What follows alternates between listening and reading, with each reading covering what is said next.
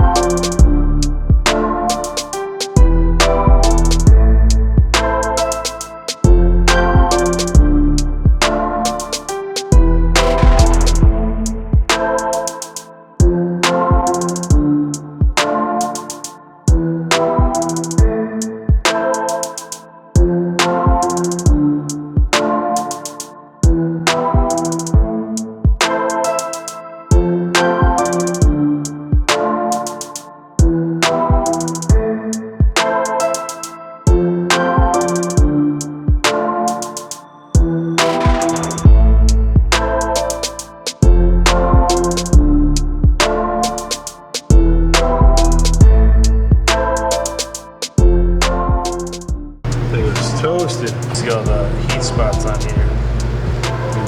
Burnt. You can just see that the material on this is just gone. And those are supposed to be rivets there. Yeah, he's down to the rivets. So those are completely grounded off. Check out the flywheel. So this is the dual mass flywheel. So we're gonna swap this out for a lightweight flywheel. You can see all the giant scores and heat. You can actually feel them with your fingernail.